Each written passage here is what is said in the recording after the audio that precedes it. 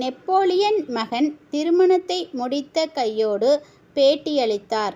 அந்த பேட்டியில் பேசிய அவர், தனுஷை நாங்கள் டாக்டரிடம் அழைத்து சென்றபோது எங்களிடம் டாக்டர் தனுஷ் சந்தோஷமாக இருப்பதுதான் அவனுக்கு மிகப்பெரிய மருந்து. மேலும் மற்ற பசங்க போலத்தான் தனுஷுக்கு உணர்ச்சிகள் இருப்பதாகவும் எந்த குறையும் இல்லாமல் பார்த்து கொள்ள வேண்டும் என்றும் சொன்னார். அன்றிலிருந்து தனுஷை சந்தோஷமாக வைத்து கொள்வதுதான் எங்களது முழு நோக்கமாக இருந்தது.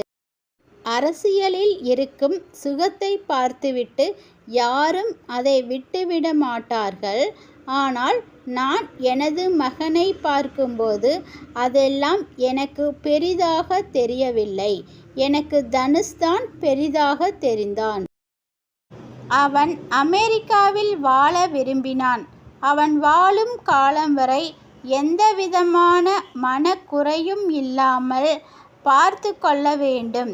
சின்ன ஏக்கம் கூட அவன் பட்டுவிடக்கூடாது என்றார். நெப்போலியனின் இந்த பேச்சை கேட்ட பலரும் ஒரு அப்பாவாக நெப்போலியன் செய்தது சரிதான் என்று கமெண்ட் செய்து வருகிறார்கள்.